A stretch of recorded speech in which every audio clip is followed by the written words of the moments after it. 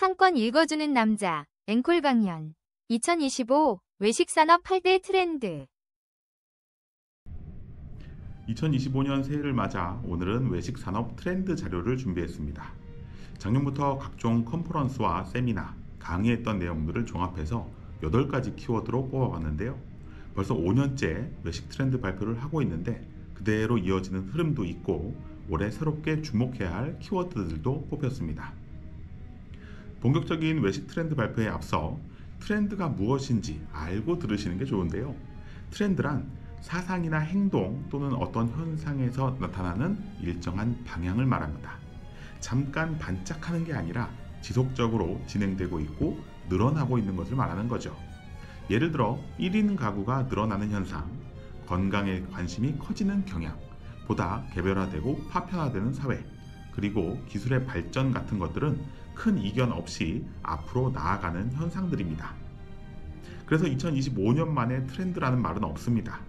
외부 환경이 변하면서 경로가 조금 수정될 수는 있지만 하루아침에 발생한 트렌드는 없다는 거죠. 한국외식산업경영연구원에서 발표하는 외식 트렌드 조사를 보면 그런 흐름을 읽을 수 있는데요.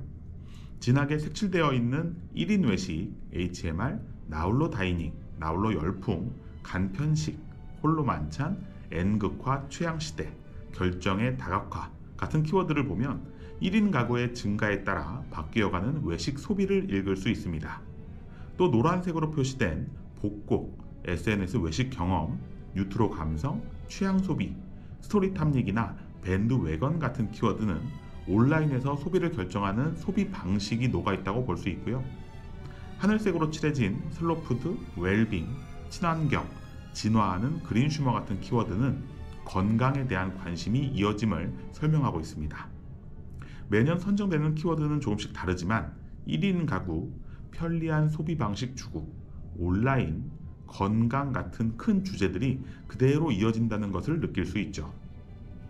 그래서 트렌드를 접할 때는 큰 흐름을 읽고 거기에 대응하는 것이 중요한데 트렌드의 적용을 위한 4가지 방식을 기억해야 합니다. 첫 번째는 추상적 키워드를 내 방식대로 구체화시키는 것이 중요하고, 두 번째는 전체 트렌드를 모두 따라가기보다 내 상황에 따라 어떤 트렌드에 집중할지 선택이 필요합니다. 세 번째는 키워드 자체가 아니라 키워드를 도출한 질문을 생각해야 하는데, 네 번째, 그 질문이란 결국 누가, 누구에게, 언제, 어디서, 무엇을, 얼마에, 어떻게, 왜 라고 하는 6WEH 컨셉을 구성하는 8가지 질문에 대한 답으로 귀결됩니다. 이런 식으로 내 상황에 맞게 트렌드를 재구성하는 것이 트렌드를 읽는 핵심이라는 겁니다. 이 8가지 질문에 따라 국내 외식 산업을 정리해 보면 2025년 트렌드 역시 8가지로 정리할 수 있는데요. 사업자 측면에서는 양극화, 고객 측면에서는 50대, 소비 시간은 점점 빨라지고 있고 장소는 아예 멀거나 가까운 소비로 나뉩니다.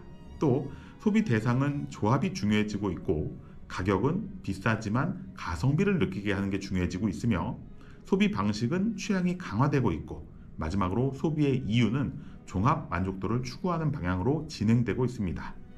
지금부터 이 8가지 키워드에 대해 풀어서 설명하겠습니다. 먼저 사업자 측면에서는 급속도로 양극화가 진행되고 있는데요. 줄 서는 가게와 텅텅 빈 가게가 극명하게 나뉘는 현상입니다.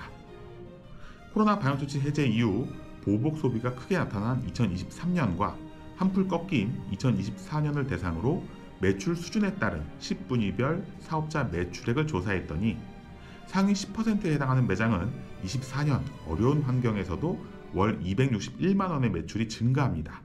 그 다음 분위는 141만 원 증가하고요. 3분위는 94만 원 증가합니다. 매출이 큰 업체가 매출이 더 크게 증가하는 양극화 현상을 설명하고 있죠. 이런 양극화에 대해서는 이미 코로나가 오기 전부터 조짐이 있었고 코로나 기간에 심화되어 23년과 24년에 크게 드러났다고 볼 수 있는데요. 검색을 통해 맛집을 검색하고 소비하는 행태가 계속 증가하고 있었는데 물가까지 오르면서 한 번의 소비를 신중하고 실패 없이 하려는 경향이 심화됐습니다. 정보력을 갖춘 공급자들은 이미 소비자가 검색하는 지점에 가서 소비를 유도하는 상황이었고요. 그러니 정보력과 실행력을 갖춘 매장과 그렇지 않은 매장의 격차는 계속 벌어질 수밖에 없었던 거죠. 그 결과 외식 산업은 크게 나뉘었습니다. 아예 작든가 아니면 초대형이 되어가고 있고, 아예 싸든가 아니면 비싸야 살아남습니다. 패스트푸드와 파인다이닝은 양쪽 방향으로 발달하는데 캐주얼 다이닝이 어려워졌고요. 또 무인 방식이 아니면 최상의 친절을 제공하는 컨셉이 선택받고 노포와 신규 매장 사이에서 중간이 없어지고 있죠. 이런 양극화 환경에서는 명확한 컨셉 설정이 필요합니다.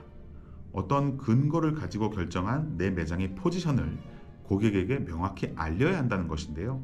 이제 내 색깔을 내지 못하는 매장은 선택받을 확률이 점점 없어지고 있습니다.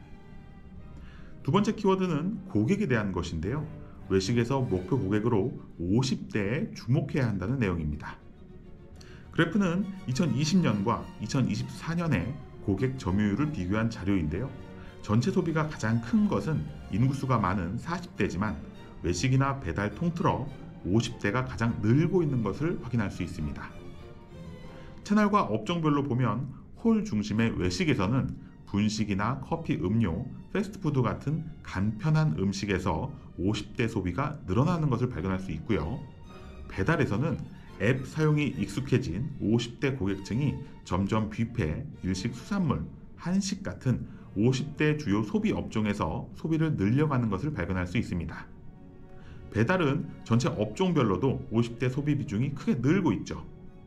다만 이런 현상은 내 브랜드나 매장에 무조건 적용해야 하는 것은 아닙니다. 50대가 늘고 있는 현상은 염두에 두되 내 아이템과 컨셉에서 벗어나지 않는 선에서 50대도 목표 고객으로 고려해 보라는 의미죠. 내 주변 환경에 대해서는 더외식 나침반 서비스, 상권 정보 시스템, 나이스 비즈맵 같은 무료 분석 프로그램을 이용하면 손쉽게 데이터를 얻을 수 있습니다. 만약 50대를 대상으로 결정했다면 모임, 건강, 푸짐, 세트, 입소문이라는 키워드를 기억하시면 좋겠네요. 다음은 소비 시간에 대한 내용입니다. 일단 요일별로는 토요일을 주목해야 하는데요. 코로나 기간에 평일 비중이 높아졌던 현상에서 다시 주말이 늘어나는 추세이고 특히 토요일 비중이 가장 크게 늘었습니다. 시간대별로는 오전부터 점심시간대가 중요해졌는데요. 회식과 저녁 약속이 줄어들고 건강을 중요시하는 분위기 때문에 이른 점심시간대가 계속 늘어나고 있습니다. 저녁 장사를 하는 분들에게 무조건 점심을 늘리라는 소리는 아니고요. 역시 매장 주변 환경 변화에 예의주시해야 하는데 상권의 전체적인 소비 시간이 앞당겨지고 있다면 대응해 보는 것도 필요합니다. 매장 운영 시간을 조금 앞당기면 일회전이 더 돌 수 있다는 생각으로 전략을 수립해 봐도 좋을 것 같습니다. 네 번째는 소비의 장소인데요. 이제 외식 소비 장소는 아예 멀거나 가까운 소비로 나뉘고 있습니다.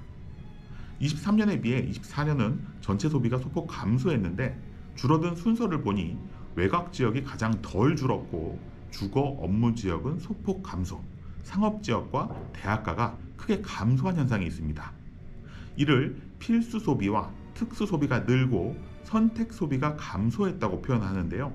평상시 밥이나 커피를 먹는 것 또는 아예 휴가와 같은 소비의 비중은 늘었지만 지인들과의 모임이나 약속 같은 선택적인 소비는 줄었다는 의미입니다. 이런 환경에서는 매장 주변에 안정적인 고객층을 확보하는 데 더 신경을 써야 하는데요. 로컬 스토어 마케팅이 특히 더 중요해집니다. 우리 매장에 한 번이라도 방문한 고객에게 마케팅을 강화해야 한다는 의미로 이해해도 좋습니다. 다섯 번째 주제는 음식 자체에 대한 것인데요. 8가지 키워드 중에 2025년은 단연 이 키워드가 핵심입니다. 작년 트렌드 발표에서 이 부분을 강조했는데요. 어울림이 중요하다고요. 이 어울림을 만들기 위한 첫 번째 방법은 변주를 넣는 것입니다. 된장찌개 대신 순두부찌개, 냉면 대신 라면, 소주 대신 하이볼, 이런 큰 테두리 내에서의 메뉴 변경을 고려해 볼 만합니다.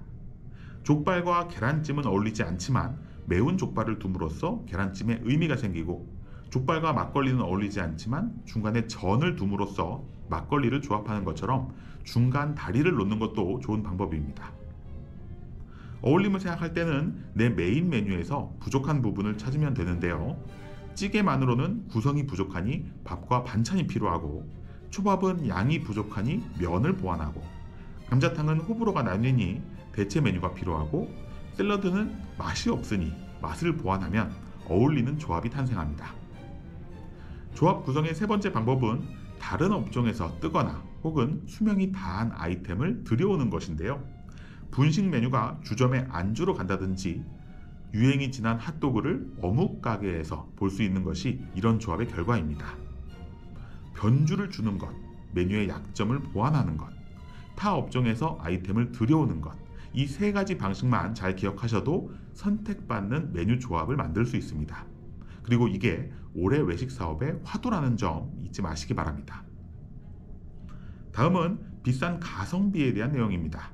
물가가 인상되고 비용이 커지면서 작년의 키워드는 단연 가격이었는데요. 그 안에서 살아남는 방법들이 나타나고 있습니다. 먼저 가성비라는 말에 대해 정확히 이해해야 하는데요. 물가가 오르면서 소비자들의 지갑이 닫힌 게 아닙니다. 그만큼의 가치를 줄 수 있다면 소비자들은 비싸더라도 가성비가 있다는 평가를 내리고 있거든요. 중요한 건 가격이 아니라 가치라는 의미입니다. 가성비 잡는 가격 설정에도 세 가지를 기억해야 하는데요. 첫째는 기본적인 물가 파악입니다. 기준이 있어야 가격 설정의 출발점을 잡을 수 있으니까요. 두 번째는 아이템의 가격 탄력성입니다. 아무 메뉴나 함부로 가격을 올리거나 높게 잡으면 저항이 심해지기 때문에 비싸게 받아도 되는 메뉴를 선별해야 한다는 내용입니다. 일반적으로 생으로 먹는 음식과 커피, 디저트류의 저항이 낮은 편이죠. 마지막으로 가격 간 밸런스를 잘 잡으면 됩니다. 제공하는 음식과 서비스 품질을 고려해서 메인 메뉴의 가격을 잡았다면 다른 메뉴들은 이 메인 메뉴에 맞게 비슷한 급으로 가격을 설정해야 한다는 뜻입니다. 가격은 다른 항목보다 디테일한 정보가 필요하고 좀 더 민감하게 조정해야 하는 영역인데요. 받고 싶은 가격이 아니라 내고 싶은 가격을 설정할 수 있게 외부 평가가 반드시 필요합니다. 일곱 번째 주제는 취향의 강화인데요. 고객들이 개별화, 파편화되고 있으니 거기에 하나하나 맞춰야 한다고 오해하는 사장님들이 많습니다. 그런데 소비자가 음식점을 고르는 선택 속성을 유심히 살펴보면 개인적인 취향대로 고른다기보다 다양한 정보 채널, 인증, 리뷰, 평가를 통해 고른다는 사실을 발견할 수 있고요.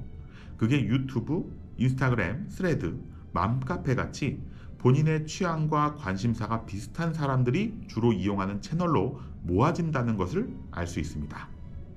그러니 취향이 강화된다는 것은 입맛이 개별화되고 있다는 것이 아니라 정보 검색 채널에 대한 취향을 얘기하는 것이고 맛의 문제가 아니라 마케팅의 문제라는 것으로 이해해야 하는 것이죠. 이런 환경에서는 우리 매장을 이용한 고객의 정보 검색 채널, 유입된 경로를 아는 게 가장 중요합니다. 거기에 가서 매장을 홍보하면 되는 것이죠. 100명의 고객에게 100개의 메뉴를 제공하는 게 취향 저격이 아닙니다. 취향이란 외식 소비를 위해 주로 이용하는 검색 채널에 대한 취향을 말하는 겁니다. 마지막 주제는 소비의 이유, 정확하게는 선택의 이유인데요. 이제 소비자들은 종합적인 만족도를 추구합니다. 여기서 한 가지 주의해야 할 것은 소비자가 원하는 매장이 모든 게 완벽한 매장일 거라는 오해인데 실제로 소비자는 지불하는 가격에 알맞은 서비스와 매장 환경을 원하는 겁니다. 그러니 모든 걸 잘하려는 노력보다 전반적인 만족도가 둥글둥글하게 만드는 노력이 필요합니다. 이때 사용하는 게 소비자 리뷰 데이터인데요. 내 매장의 강점과 약점을 평균 기대치와 비교해서 떨어지는 영역을 보완하는 방식으로 채우는 과정이 필요합니다. 특히 25년은 강점을 키우기보다 약점을 보완하는 한 해가 될 것으로 예상되는데요. 우리 매장에서 고객에게 주지 못하는 가치가 무엇인지 파악해서 보완하다 보면 점점 종합 만족에 가까운 형태가 될 것으로 생각합니다. 어떠셨나요? 하나의 주제만 해도 며칠을 얘기할 수 있는 내용을 짧게 요약해 봤는데요. 모두 기억하기 어렵다면 이 한 가지만 기억하시기 바랍니다. 이제 애매한 컨셉으로는 이 환경에서 살아남을 수 없다는 겁니다. 우리 고객이 원하는 확실한 가치를 만들어서 고객이 모여있는 채널에 가서 알려야만 선택받을 수 있습니다. 그리고 그 가치가 무엇이고 어디에 가서 알려야 하는지는 정보에 답이 있습니다. 변온동물처럼 주변 환경에 맞춰 적응해가는 유연성으로 어려운 외식 환경에서도 살아남는 사업을 하시기 바랍니다. 상권 읽어주는 남자 주일장이었습니다.